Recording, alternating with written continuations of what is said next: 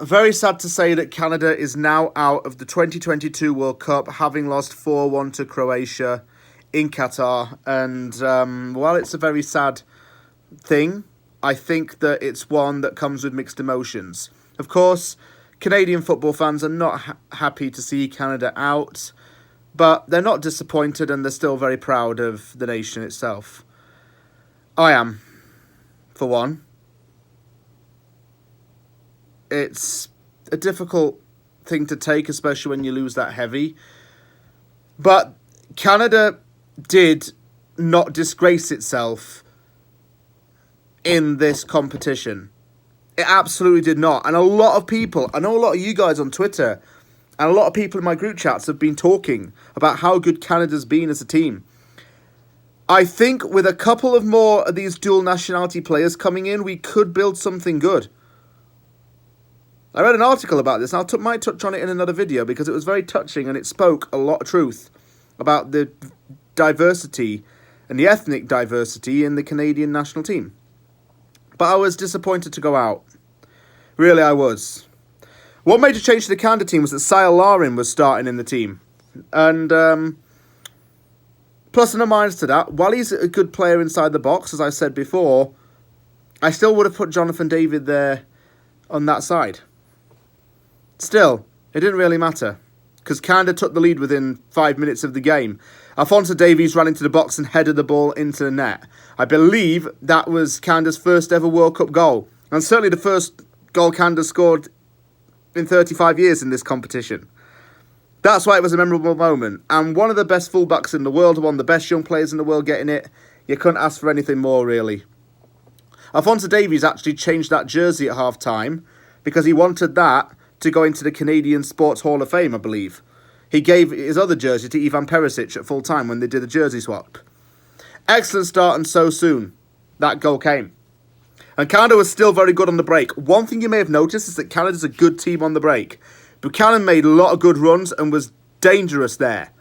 I'm going to put him in scouting report for a reason, because while his goal record is not amazing in Europe, it is at least something to go on that he can work on, but it's everything he does on the ball that makes him better.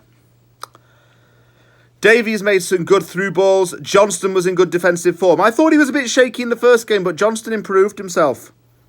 Croatia's right back, what was he called, Juranovic or something, he was getting smoked. He was getting smoked like a shisha pipe out there. Croatia did score a goal, but it was offside, and I think that was a Canadian wake-up call. I think it was Kramaric went straight down the pipe and forced Borjan into a save. Canada started to feel the pressure of Croatia, but he held its guard against this growing side. When the equaliser came, it wasn't a surprise. Kramaric scored from a tight angle, and it was coming. I wasn't shocked about that. Two good passes in the build-up, and when Croatia made it 2-1, it was scored with another good finish. One pass through and an opening in the middle to shoot. Canada does do quite well at defending the flanks, but it can't defend the centre. Kamal Miller, I don't know what he was doing. He was solid at tackling, but when it comes to marking in the final third, he lacks that quality. Canada didn't do too badly in that half, but Croatia was just more clinical. And the difference is Croatia can shoot from outside the area. Canada can't. When it gets in the box, it needs someone to be a bit better at firing. Disclaimer, Jonathan David was good at this in this game. He was trying to shoot more inside the box, so we got to give him that respect. Canada made two changes before the second half. Osorio and Kone came on. Kone is a highly rated player. Osorio looked like he was going in with a shot, and it fired it wide. I don't know how it got away, but it was dangerous on the break. Croatia was in tough positions, backing up and pushing back. The Croatia players found openings. Kramaric forced Borjan to save it. Another great move from Canada, which Jonathan David fired from outside the box, and it resulted in a fingertip save. He looked more confident in this game, David did. So I have to say that about him. His confidence was trying to show through. The Croatians went into a deep defence to drop Hutchinson from going forward, and Canada just couldn't make enough space to move. Kramaric made it 3-1. He just had to score with the time he had to shoot inside the box there. You couldn't give him the space and time there to fire. It was too comfortable for him, and that sealed it.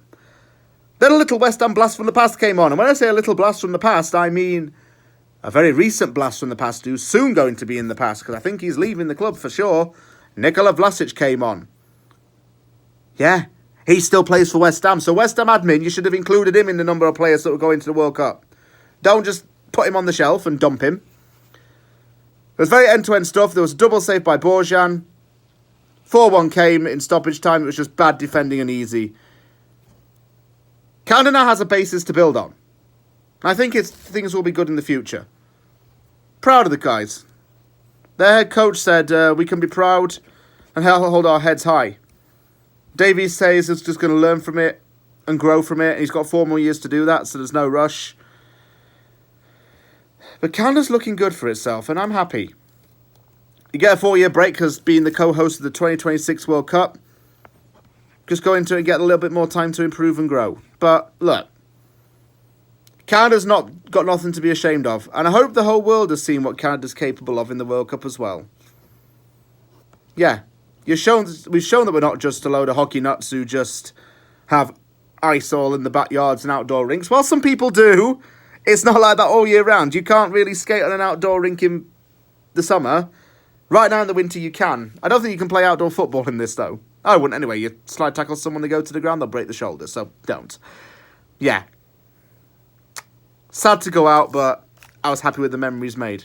Canada did make memories, and yeah, it's been good for the country and good for those players. Thank you very much for watching this video. Give it a thumbs up. Don't forget to sub to From the Anvil for more content. Take care, everyone, and I will see you all soon.